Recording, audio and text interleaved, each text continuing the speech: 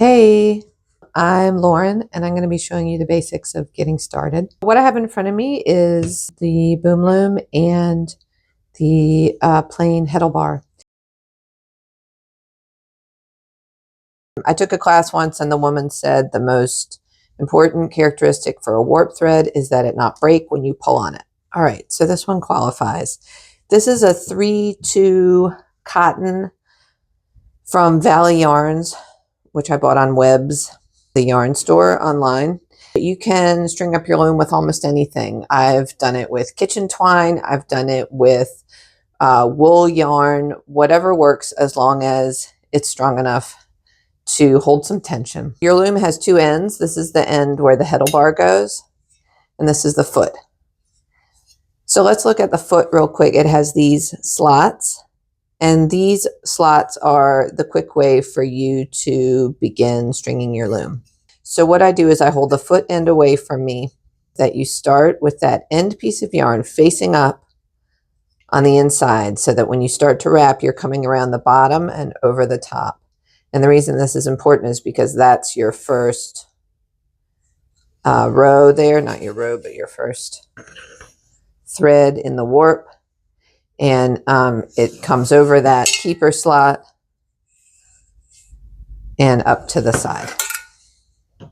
Okay, so after you've got your thread pretty secured in the slot, then you can begin warping. And sometimes what I do at this point is I put, if I have a big spool, or even if I have just a ball of yarn, I put it on the floor, because that way it comes off sort of vertically. If you have a ball of yarn, you can put it in a bowl. So then what I do is I come up to the outside of the first tooth and I go over the top and I come down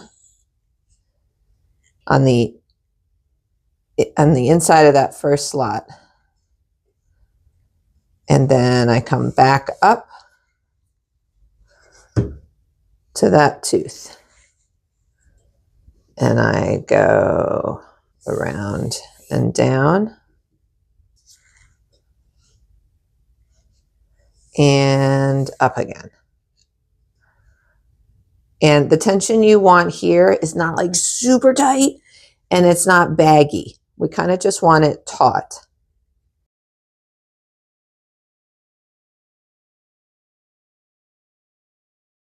All right, so here I am warping away. You can just pretend this is going in fast motion.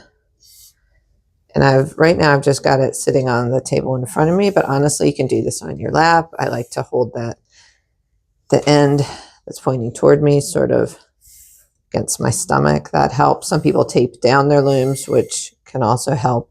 And there are also, if you can see them in there, those two holes. Those are so that you could screw your loom down to a board or to a workspace table if you had one. There's also this hole in the bottom, and that's meant to allow a clamp to go through, so you could clamp it to the edge of a table if you wanted.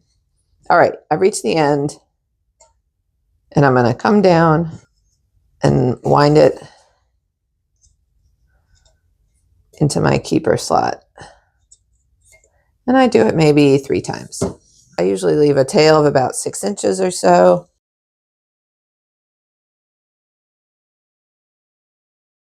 This is the plain weave heddle bar.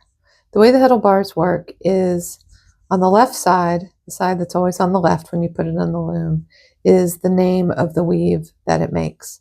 And on the right side, the positions are numbered. So let's put this in the loom that we've warped.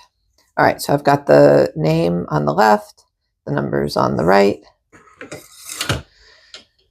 I slide it under the threads and up against that bump. And then I just sort of slide it up and over the bump and into place. And what happens when you push it against the frame there is that it should kind of seat into alignment so that when you slide it up, all those threads are in the right place. And it is possible to do it wrong. You slide it up and then all your threads are in the wrong place, and you can kind of pull on them and get them into the right place. But most of the time, if that happens, I just take it out, kind of fluff everything up, and try again.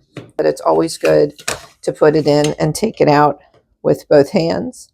It is theoretically possible to do it with one hand, but it kind of pulls it in an awkward way.